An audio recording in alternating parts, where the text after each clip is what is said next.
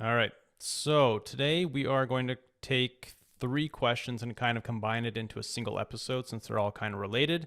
So the three questions are: where do you see SaaS messaging headed in the next few years? That one was from Myra. Do you think brand will become more important for B2B SaaS? That's from Sylvie. And the third question is: what industry do you think SaaS stands to learn the most from? And that one is from Jacob. Yeah, so before we hopped on the call, we kind of talked about some of the points that came to mind to us. And you had mentioned taking it back to breakthrough advertising. And I think that would probably be a really good place to start because a lot of people have not read that book, even though everyone recommends it because it's not $20, it's like $100 something dollars. Yeah. And I keep my copy always within arm's reach. Yeah, I can see mine from here as well. We should Oh, probably wait, have like, what's up? I was going to say before you go into that though, because people might hear this and then want to go buy the book, do not buy the secondhand versions for like $800, the original print. You can actually get a new version from, I can't remember his Brian name, Kurtz. Brian Brian Kurtz. Kurtz. He's got publishing rights, and it's like 100 or $125 if I remember correctly. So do not feel like you need to pay like $800 for a used copy. No, definitely not. We should probably also have like a drinking game for this show where it's like anytime Eugene Schwartz comes up, you have to take a shot. Shot of For coffee, sure. whatever you're having. Coffee, that's probably a better idea. Yeah. Yeah, you do you.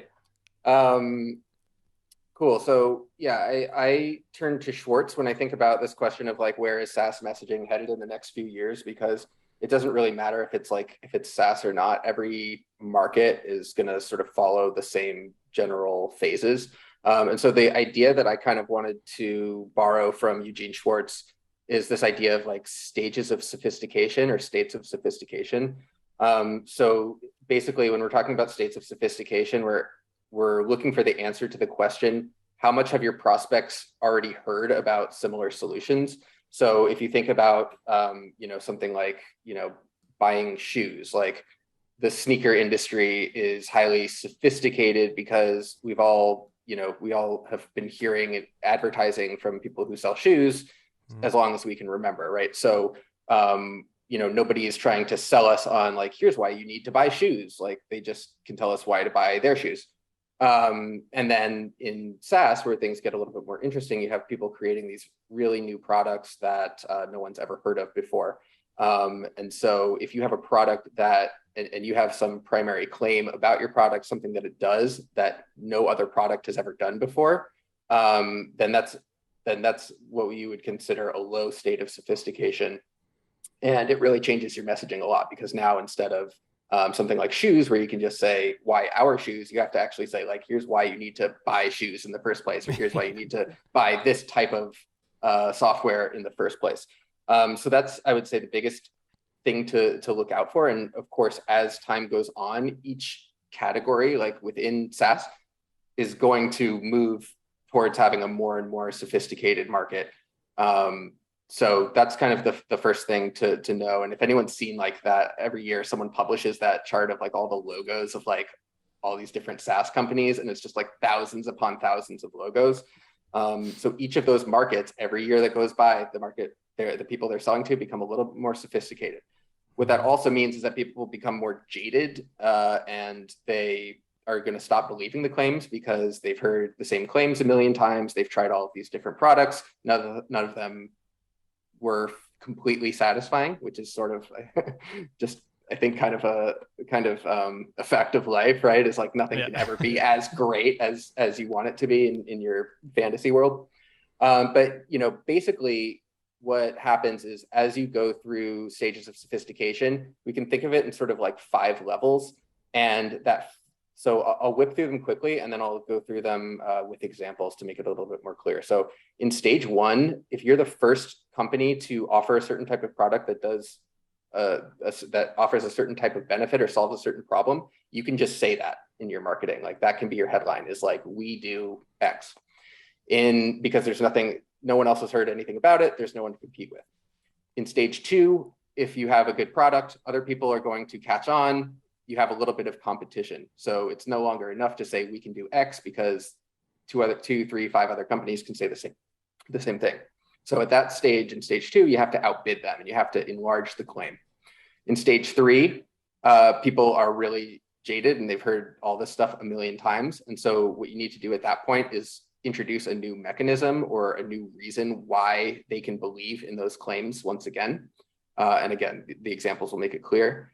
In the next stage, you have to kind of do what you just did before about enlarging the claim, but this time with the mechanism. So you're kind of competing with other people about, this mechanism that allows your product to actually be superior. And then finally, in the last stage, it kind of comes back to the beginning where you're just sort of like stating the claim again, but now there's a little bit more of a focus on being specific to a specific part of the market. So you're no longer saying we can do X, you're saying we're the best at X if you are Y. So let me just really quickly whip through this with an example from an industry outside of SaaS. So I chose I don't know what you would call this industry, but people who sell products that help you like build muscle. I chose that one because I don't know about you, but I've been exposed to plenty of marketing, plenty of advertising, trying to get me to build muscle since I was, probably a teenager or even before that. And so in the beginning, if you're the first company to have a product that helps you build muscle, that's your messaging is we can help you build muscle. This product helps you build muscle. Once there are 5 competitors all saying the same thing, you got to outbid them. So that becomes, pack on 10 pounds in 10 weeks or whatever you see on Men's Health or something like that. Then everyone's saying that, right? And you don't believe it anymore. You've tried 2 or 3 of those programs. So you're like, none of these things work. I've tried the diets, I've tried working out, I've tried all these things. So now in order to make the claim that they can help you build muscle believable again, they need to introduce some sort of new mechanism. So what might happen in this stage is you might get something like build muscle up to 25% faster with protein shakes, right?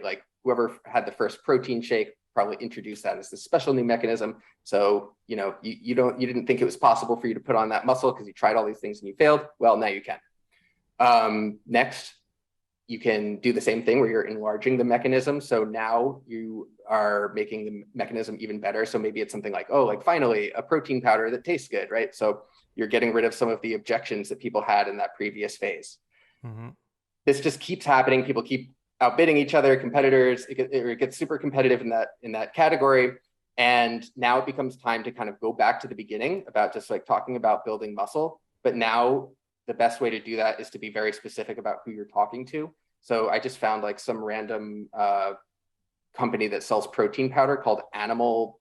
It's Animal Pack or something like that.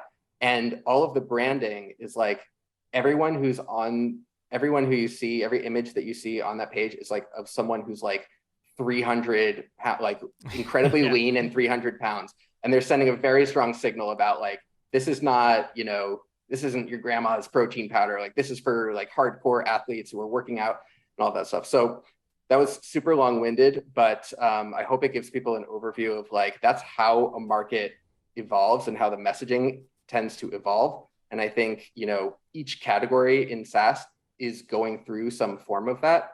And I think that's one good lens to sort of look through, look at where SaaS messaging might be headed. Yeah. And actually, it's on your last point there. I don't know if it's the same for you, but I run into the most friction when I try to encourage a client who, they're in a space competing against incumbents with hundreds of millions of dollars in funding. And when I ask them their goal is not to raise a bunch of funding. They want to be self-funded, and yet they want to go head to head with these companies. And really the only way they're going to possibly achieve their idea of success is to take a piece of that market and serve it better than the incumbent ever will. And there's a lot of friction there because everyone feels like they need to be everything to everyone in order to succeed. But yeah, I think that's exactly right. We're heading towards that splintering of the markets, like you said.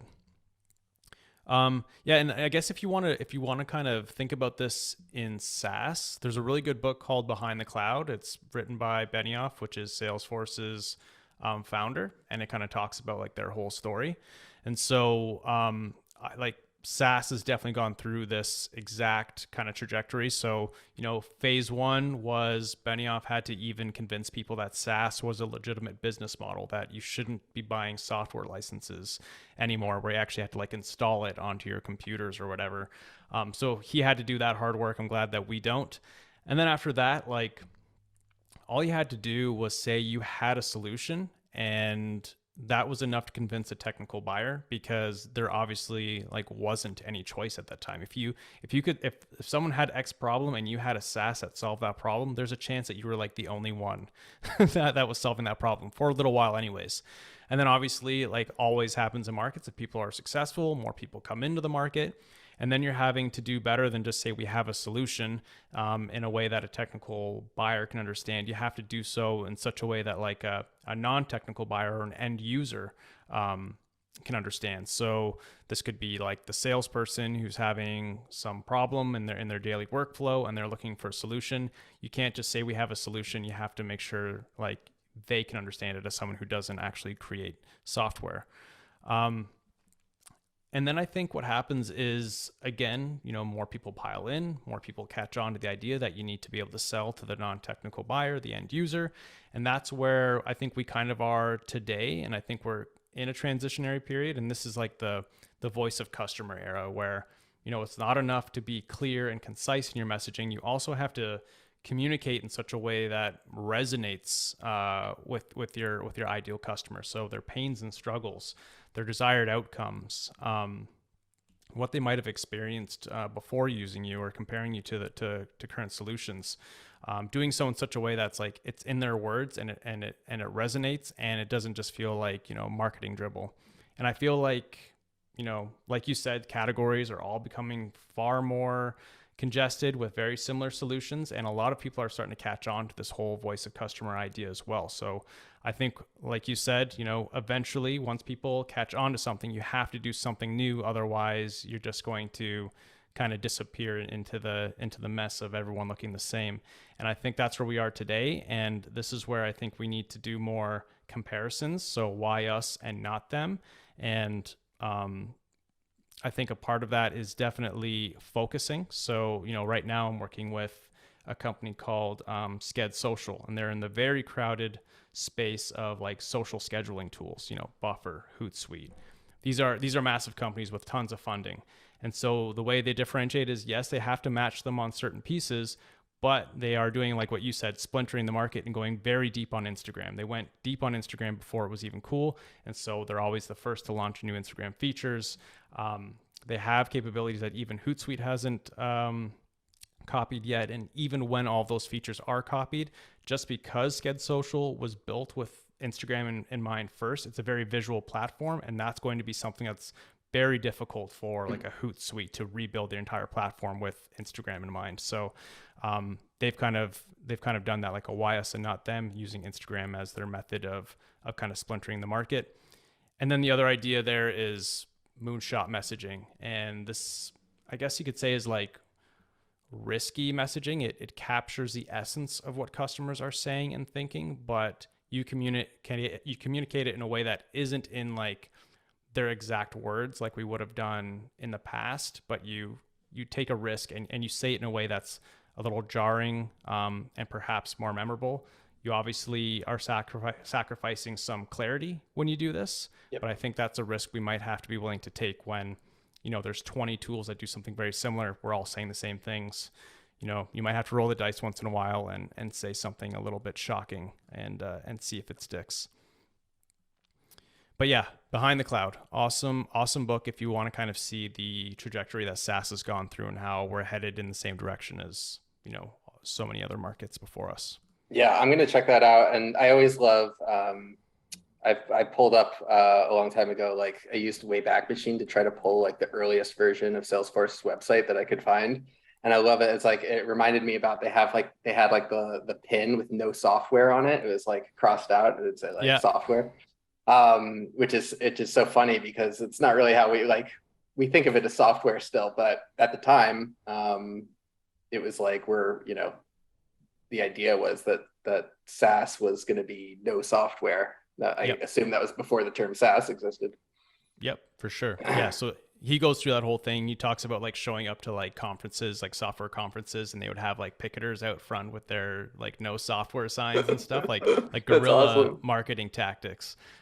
So yeah, he had to shift that market, and nowadays it's not enough to yeah, just kind of talk about what it is you do. I think we're going to have to find ways to stand out. I think that's Um, probably a good time to segue into brand a little bit, unless you had yeah, something else on that. no, definitely. Yeah. So I think so. The question we had was, do you think brand will become more important for B2B SaaS? Yes, I think is the answer. Yes is the Again, answer. Yeah. yeah. I mean, right. So the idea is that categories are becoming more crowded, not less crowded, and it makes it really hard for people to make decisions. Like, when people are trying to purchase a product in the category, if they don't already have one specific product in mind, they're probably making a short list.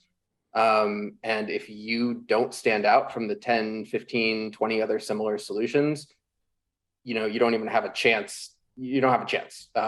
So I think brand is going to become more important to, one, just stand out and get noticed in the first place. Two, sometimes when we make decisions, we are about what to buy or which option to choose. We're just going with the one that we like, and we can't necessarily describe it the same way that we like some people and we don't really like other people. Same thing happens with brands. Mm-hmm. And then also identity. So having a product that I want to identify with. So it's like, I kind of want to, everyone wants to be seen by others a certain way, but we also want to see ourselves a certain way. And I think that aspect of branding is going to become more important. So, in the consumer world, I think of the brand like Harley Davidson, the motorcycle company, Mm-hmm. that's all identity based branding. It's all about like, who are you? What type of person are you? I'm the type of person who rides a Harley. And I'm curious to know, like, is that possible in SaaS? Like, could there be brands that people like so much that they, on a personal or professional level, just like identify with it? I don't know. Yeah, I don't know either. I feel like some brands are getting close. Like Notion, I feel is approaching that territory. If you look at brands that have like a almost like a massive network of people building businesses like on them, like people who are building for Notion are super passionate about Notion. They've Yeah. literally like they've based their entire professional lives on building templates for Notion, teaching people how to, create their own types of Notion templates for that are like specific to their types of businesses. So I think we're getting there. Notion, I know they're starting to like advertise very broadly, like on billboards and trains, and just talking about like general use cases like planning a wedding and tracking your child's Mm. like progression as they get older and stuff like that. So they want to be more than just like, I don't know, project planning software. They kind of want to be like that thing that you use for everything in your life. And I know that like for me personally, when I was looking for something that I was going to use, some things that came to mind were like Coda, ClickUp, Notion, Asana. It's a crowded space. There's a ton. Yeah. And what you come down to is exactly what people are coming into for like across a whole bunch of categories, which is, wow, they all kind of look and sound the same. They're making all very similar claims, but Notion was the only one that made me feel something. That when I was coming to it in a place of chaos, looking for a way to like simplify my life, they were the only one that wasn't like bright and colorful. It was like black, white, calm. And I just felt like if I sign up for Notion, I'm going to be able to get rid of all this chaos and it's going to be very easy to do. And so I honestly chose and paid for Notion, not because I did a detailed side by side comparison between 10 different products and found that one little feature that pushed them over the edge, but because I was overwhelmed with the choice and the prospect of actually comparing everything. And so I just chose the one, like you said, that I liked. Like I didn't like the other ones. I liked Notion because of the way they made me feel. Mhm. And so I think we're going to see more and more of that. And it doesn't have to be on the Notion scale because not everyone can afford to be like Notion. It can be like the Sked Social with, I think, like $0 in funding, where they make the person who thinks about Instagram first when it comes to social media marketing, like they make them feel seen. Whereas the other companies all kind of look the same. And then you have this one, it's like, oh, for Instagram first agencies, it's like, oh, okay, well, that's me. That's easy. I don't have to try to compare Hootsuite and Buffer and Sprout Social and Later and right. So yeah, I think branding is going to just play a bigger and bigger role. And yeah, I guess the other thing that I wanted to make sure people think about when it comes to branding is don't just think about things like logos and taglines. It's really it's that whole feel. If you think about brand as like how prospects and customers perceive you, and branding as anything you do that kind of shapes that perception in your favor, you can see it's obviously more than logos and design. It's everything. It's positioning, messaging, copy, support, success, like every Yep. touch point. Yes. Yeah. Yeah. And also, on the topic of Notion, on that website, there are plenty of things on there that, with a conversion copywriter background, you'd go through, if, let's say you didn't know much about the brand and what their strategy was, you could go through and, this needs to be more specific and we need to add, all these testimonials here. And I think that is, I mean, obviously from your experience, it's easy to overlook the fact that sometimes like strategically breaking those rules is going to be better than following the rules blindly. Yeah, well, go to Coda's website, ClickUp's website. You're going to see a lot of copy. You're going to see like a bunch of features described in detail. And so that's why I think Notion said, you know what, let's go black and white, illustrated, minimal copy, nice images. And then, yeah, it breaks the mold. And it's like, okay, all these other things seem really complicated. This looks easy. And what are you looking for when you're looking for a tool like Notion and Coda and ClickUp? You're looking to simplify your life and get things organized. You're not looking for like more chaos and hard decisions. So in their case, very specific. Yeah, I think they nailed it, and that's why they're doing so well. I think that's also going to lead really nicely into the next sort of topic here of what industry does B2B SaaS have the most to learn from in terms of marketing, messaging, that kind of thing. Yeah, so I think like we've talked about this earlier, and I think it's hard to imagine that SaaS, at least in some ways, isn't going to follow the way that a lot of different consumer markets, like B2C markets, have following that in their footsteps. And a lot of that for the same reasons that we've sort of talked about, this idea of kind of like standing out, helping someone identify with it, being a likable brand, and things like that. I totally lost my train of thought. What was I talking about? B2C. This is my turn to take over. Yeah. So, yeah, I think about this as like, if you can like imagine a commoditization continuum where like on the left side, you've got the least commoditized thing, which might be something like reusable, like rocket ships or a cure for cancer. And then on the far right side, you have super commoditized products like toilet paper and mascara and t-shirts. Like you said, I think you can imagine, and I think everyone would agree if they're being honest with themselves, that SaaS is moving away from rocket ships and towards toilet paper on that continuum. And that might not be what you want to hear because everyone wants to sell rocket ships. But the truth is, they don't need us to help them sell a reusable rocket ship. They're in that very early phase that we were talking about at the beginning of this episode, which is that if you have a solution and you say, hey, we have this solution, that's good enough. You do not need a long form sales page to sell a cure for cancer, a reusable rocket ship, but you do need a long form sales page to sell the 65th email marketing tool that looks very similar to all the others, because now you have to try to convince someone that you're the right choice and not these other 60 something solutions out there. So it's kind of sad, but it's good news. And so with that in mind, I think we need to look at commoditized markets. So consumable, like consumer goods, like toilet paper. We were talking about mascara before we started recording, which is like, if you were to take a woman's eyes from the 90s and a woman's eyes from today, I don't think you'd be able to tell, like, oh yeah, they're using the superior mascara that has 30 extra years of development behind it. And yet every single year, multiple brands will come out with a new mascara and convince that millions of people to switch and use this new mascara. And so I think that's kind of where we're going with SaaS. We need to get really good at amplifying like very small differences or being the first to make a claim that, other brands could have made. Were they smart enough, but we're the first ones to make. And so the market will start to attach that claim to us, even though the others could have made it as well.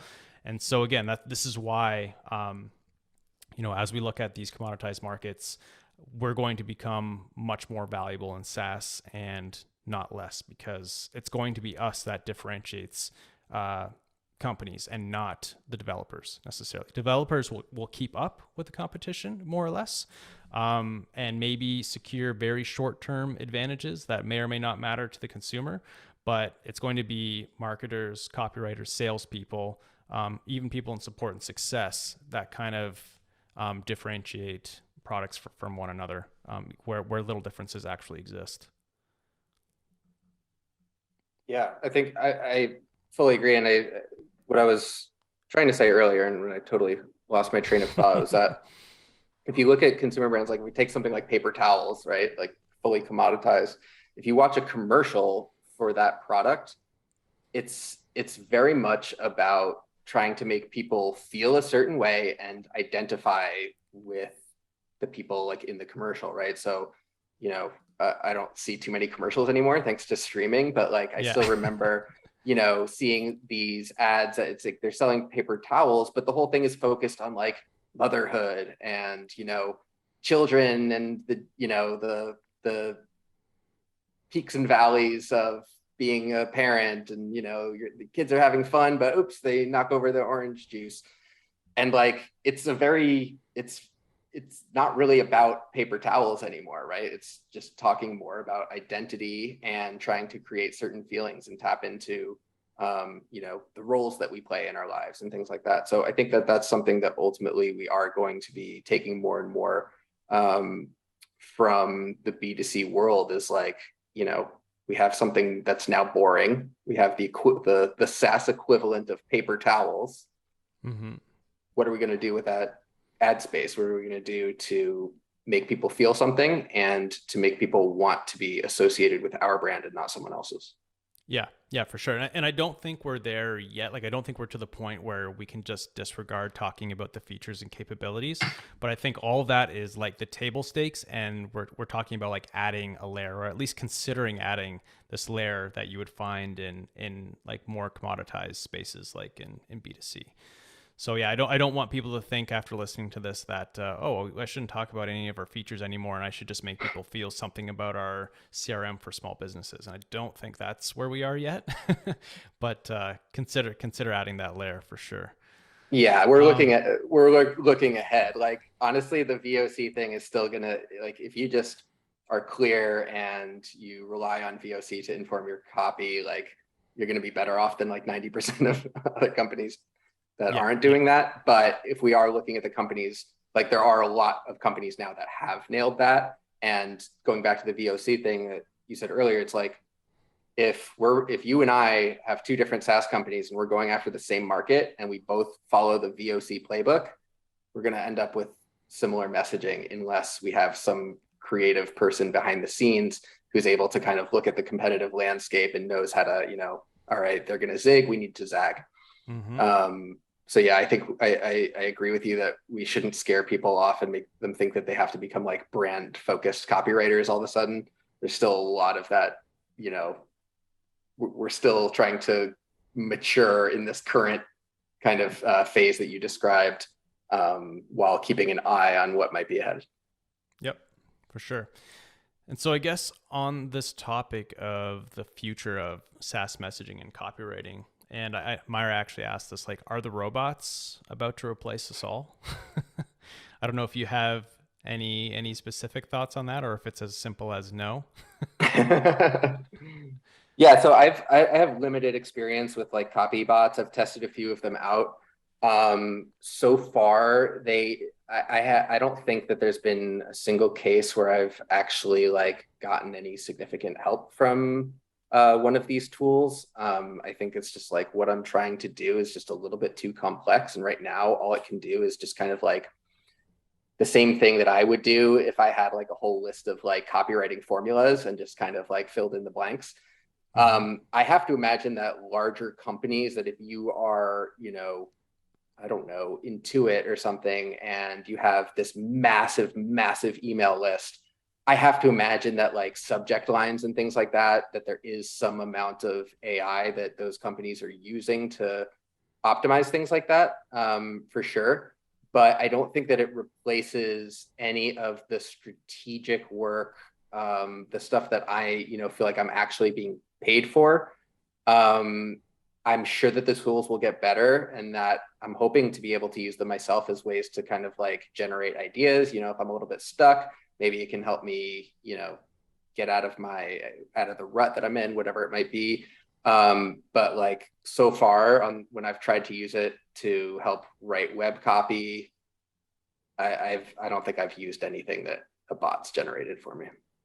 Yeah, How about you? yeah, for sure. Yeah. I mean, I won't name the company, but to kind of tell you the state of things, and they actually, I don't think, would want to hide this because they're very much on the right side of history, which is they see copybots AI as like a symbiotic relationship with writers. They don't see it as a perfect replacement.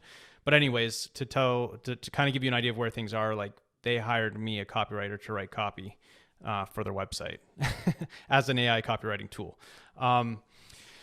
So yeah, what I think when I think about AI copywriting, I think it's going to make in the short term, like poor to average copy a lot more accessible and inexpensive. So if you are someone who makes your living by writing, if you're being honest with yourself, not the best stuff, but really quickly, I think your days might be numbered. I think it will write really good copy, perhaps better than a lot of copywriters in places where it has a lot of data to pull from.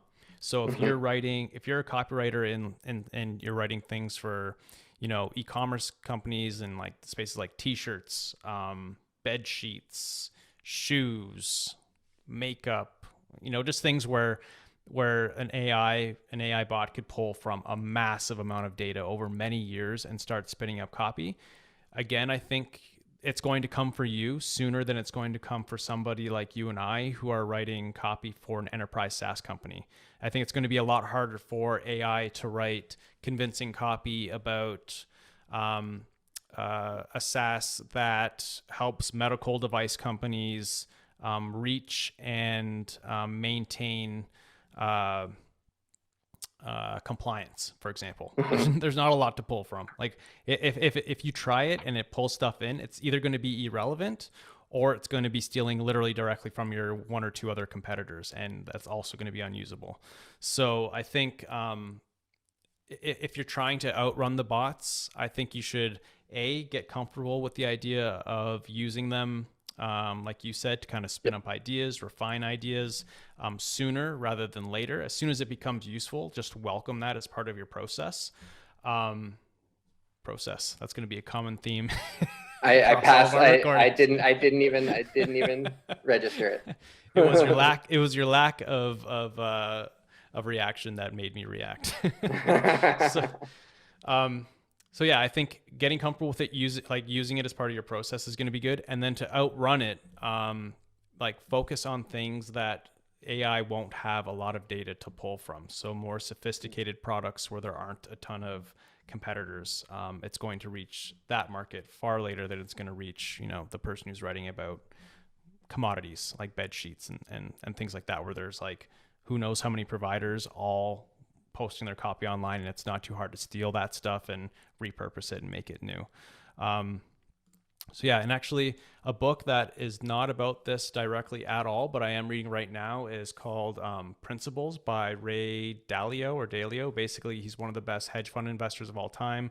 And for like the past 30 years, the way he's had his advantage is by just dumping tons and tons of market data, historical and current, into you could say a computer, but I'm sure it's a lot of computers at this point, and like back testing different theories and kind of refining the algorithm and the data sets as, they have different results and they make mistakes. And so he has sort of seen this as like a symbiotic relationship, and it's his main advantage as a hedge fund investor. It does not replace them. Humans still have to be there to make the final call. They still have to decide which data sets to feed it and how to write the algorithms, but there are advantages there. And I don't think we're quite there when it comes to AI copywriting for like niches like ours, but I think it would be foolish to think that AI is just going to disappear and that it's not going to get better. It's going to become part of our process at some point, I think. For sure. And that's why I try to keep the attitude of just like, I keep an eye on it, on that industry. I try the tools every few months just to see like if it's improved and what's going on. But yeah, I see it the same way. Like I'm gonna just embrace the change as it comes. Hopefully it won't replace like my favorite parts of the job, but like Yeah. I don't think that's gonna. I just don't see it happening, and that's another reason to always be selling your services as like as a strategic consultant and not just a copywriter, because strategy is going to be harder for a robot to replace. And if the robots do get good, then it's probably a good tool to have if you're working, if your services if you're offering strategic services, might just free up more time for you to spend doing that stuff, and maybe the bots can take over some of the kind of mundane parts of your job. Definitely. Yeah. And I mean, learning how to interact with these things is a skill in itself. Like you can't just go to it and be like, write this landing page about medical device SaaS or software. You can't do it that way. You have to direct its attention in a certain way and make sure that it's taking in the right data. So it's like anything, AI is going to replace some people. But if you're smart about it and you kind of keep up with it, I think it's going to open up opportunities that we also just don't even know about right now. Yep. Embrace the new robot overlords. That's my advice. Become their friends. Yeah, definitely. I'm going to sell out all the other copywriters. Like when the robots come for our jobs, I'm just going to be like, no, I'm on your side. I'm going to help the robots. Yeah. The revolution. For sure. Yeah. I mean, yeah, it's unavoidable. I think it's just timelines that humans always get wrong. There'll be plenty of people who say like, 3 years, like AI is going to be doing everything. And I think we almost always underestimate how long some of this stuff actually takes, but it eventually comes. It always feels like it's about 10 years away. Yeah, and it will be 10 plus years away for a long time until all of a sudden it's here. Yeah. It's like driverless cars, right? They've been promising it for a long time, and it's like it's still not really here, but then like one day it'll just kind of be there. Yeah. And then that's the frontier. So probably a good place to wrap it. Yeah, let's end it there.